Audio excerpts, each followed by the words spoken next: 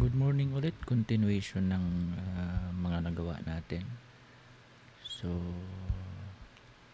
sa video na to, iti-test lang natin yung huling nagawa natin.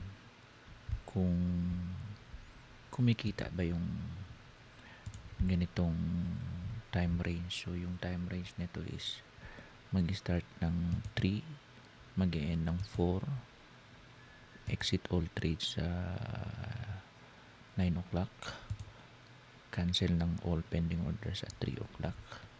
So, risk amount is 25 lang. So, yung take profit is 1:1, 100%. Gawin natin itong 200%. So, wala pa itong break-even na parameters at saka wala rin itong trading stop na parameters. So, mamaya na natin yun itatagdag. So, check na lang muna natin to kung kumikita ba itong ganitong strategy. So 1,000 yung account balance na umpisa. So, medyo bilisan lang natin ng konti. So, 974 talo yung unang trade niya.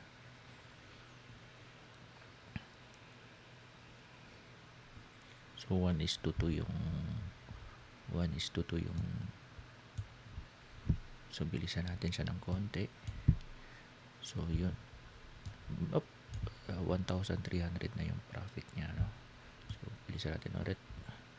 So, 1,003. Siyempre makaka-experience ng talo yan kasi hindi pa naman na-establish natin yung break-even tsaka trailing stop. So ayan, 1,300 na. So, tuloy-tuloy, 1,400 na. February 15. Okay, tuloy natin. 1,4, 1,5, 1,7, 1,8, 1,900 on the March. Pause muna natin. Okay, 1,500. Ano yung parameters nito? Yung parameters nito ay yung umpisa ng January 1st na 2024. Okay, until September. So, January to September. So, sa details na to, on the March 11, almost 100% na yung profit niya. So, wala pa itong break-even at saka trailing stop. So, time range breakout lang to na 1:2 yung profit. So, imagine at March, kumita ka na ng 900. So, at sa 1,000 na, so that's more than 100%. So,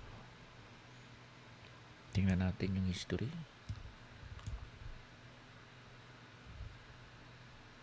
Medyo mahirap na basahin yan.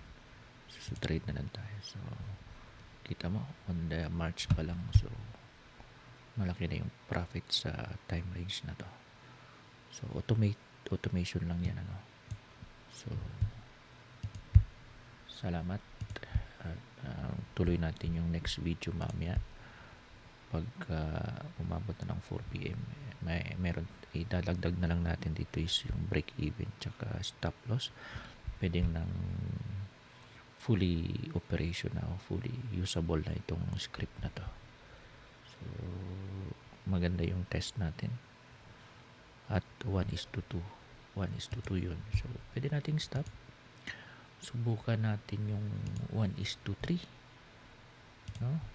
1:3 pero medyo mahirap yung 1:3.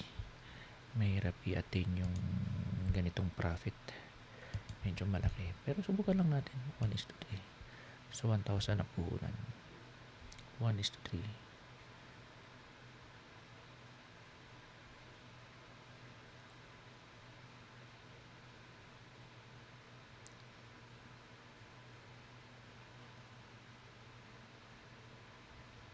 Okay. Sa April pa siya. Nadoble na siya. May, nagiging 2,300 na siya. Sa May, ito same parameters pa rin siya. Nag-start tayo ng teka. Stop natin.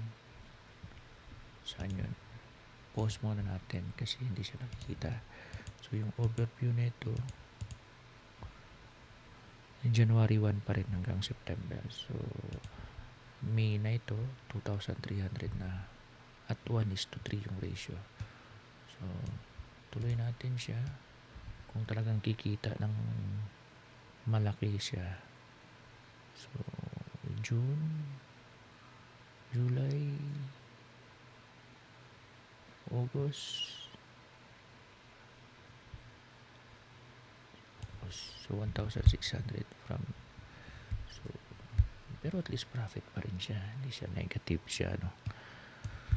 So, mahirap kasing i-attain tong 1:3. Pero kung 1:5, 150%. Subukan natin ang 150%.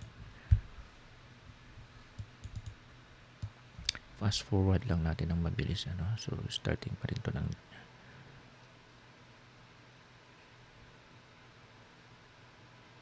January, February is 1.4 na, March 1.5, 1.6, 1.7, 1.8, March, April 2,000 na, 2,000 na sa May,